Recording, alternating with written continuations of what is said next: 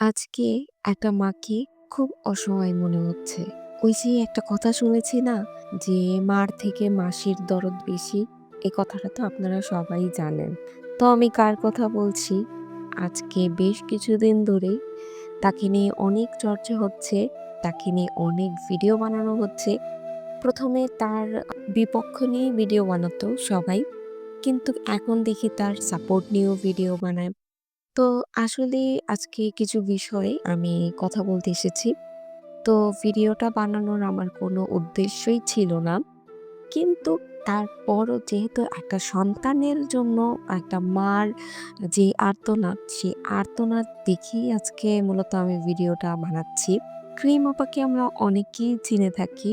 আর সে খুব ভিডিও বানায়। সে আ ক্রিম বিক্রি করে তার ভিডিওগুলো বানায়। সে তার ভিডিওর মাধ্যমে তার যখন বেবি হয়, তখন তার বেবিকে নিয়ে সে আম অনেক সময় অনেক আ উদ্ভট ভিডিওগুলোও বানিয়েছেন। অবশ্য আমিও দেখেছি যে তার ভিডিওর কোয়ালিটিগুলো বাচ্চাকে নিয়ে যেভাবে ভিডিও বানানো উচিত সে সেভাবে বানাতো না।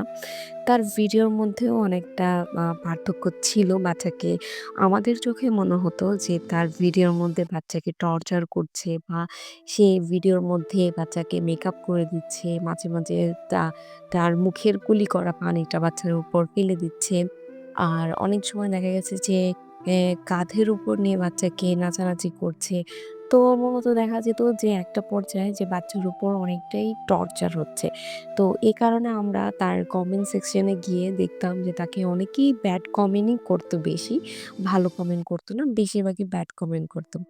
তো এখন মূলত আমার ভিডিও বানানোর এই একটাই উদ্দেশ্য যে একটা মা যখন একটা বাচ্চা জন্ম দেওয়ার আগে যখন ৯ টা মাস যখন ৯ টা মাস বাচ্চাটাকে পেটে রেখে কষ্ট করে স্ট্রাগল করে নিজে উপার্জন করে কষ্ট করে খাওয়ানোর জন্য তার আরেকটা ছেলে আছে। সে সবসময় বলত যে, "আমি অনেক গরিব ঘরের, আমি ঠিক মতন খাওয়া-দাওয়া করতে পারতাম না। এখন আমি ভালোভাবে চলতে পারি, আল্লাহর রহমতে খেতে পারি।" তো যখন একটা মা ৯ টা মাস বাচ্চাকে পেটে রেখে স্ট্রাগল করছে, কাজ করছে, শুট করছে, তো তখন তো তাকে দেখার মতন কেউ ছিল না। তো বাচ্চাকে অনেক টর্চার করছেন। বাচ্চাকে পেটে নিয়ে আপনি কাজ করছেন, আপনি ফটোশুট করছেন। এগুলো আপনি আপনার বাচ্চাকে পেটে নিয়ে বাচ্চাকে টর্চার করছেন, বাচ্চার কষ্ট দিচ্ছেন। তখন তো কেউ কিছু বলেনি।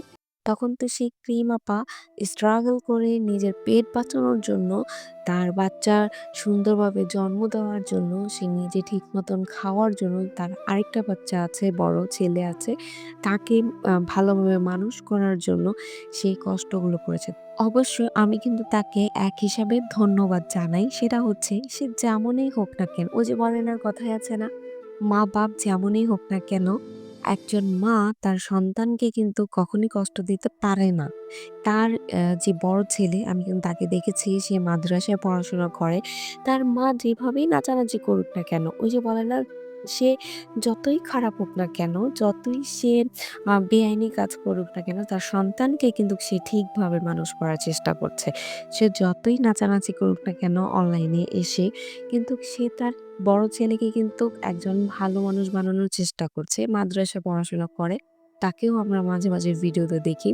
তো আমার কথা হচ্ছে যে সেই আপুদের আর ভাইয়াদের জন্য যারা তার বিরুদ্ধে ব্যাড কমেন্ট গুলো করেছেন এবং তারাই আজকে যে বাচ্চাকে বলছিল যে ভিডিও বানাচ্ছে, এটা করছে, ওটা করছে, বাচ্চাকে টর্চার করছে। আরে ভাই, তোমরা যে এখন বাচ্চাটাকে নিয়ে ভিডিওগুলো বানাচ্ছ, ভিউ বানানোর আশায় তোমরা ইনকাম করছো, এটা বাচ্চার জন্য টর্চার না? তোমরা এত কিছু না করে ক্রিম আপাকে বলতা যে, "ক্রিম আপা ভিডিও বানাতে হবে না, বাচ্চাকে নিয়ে এভাবে উদ্ভটভাবে। তুমি বলো মাসে, মাসে বাচ্চার প্রতি কত খরচ? কতটা দুধ তুমি কিনো? কতটা ডাইপার তুমি কিনো? বাচ্চা যখন পড়াশোনা করবে এই সকল খরচের দায়িত্ব আমি নিয়ে নিলাম।" এই কথাটা তো কেউ বলবে না। একটা মা স্ট্রাগল করে ভিডিও বানাচ্ছে, একটা মা ভাইরাল হচ্ছে, ভাইরাল করে টাকা ইনকাম করে বাচ্চা মানুষ করার চেষ্টা করছে। তাতে তোমাদের অনেক প্রবলেম। থাক আজকে আর বেশি কিছু বলব না। শুধু শেষে একটাই কথা বলতে চাই যে সে ভুল করেছে, সে ভুলের জন্য মাফও চেয়েছে। তো তোমরা অবশ্যই তার সন্তানকে তার মা থেকে আলাদা করবে না এবং মার থেকে সন্তানদেরকে আলাদা করবে না। যেমনিই হোক তোমরা প্রশাসনের মাধ্যমেই হোক বা যেভাবেই হোক তাকে ভুল টুটি ক্ষমা করে তাকে তার সন্তানদেরকে তার মার কাছে অবশ্যই ফিরিয়ে দিবে। তো আজকের এই ভিডিওটা আমার শুধু এই একটাই উদ্দেশ্য করা ছিল।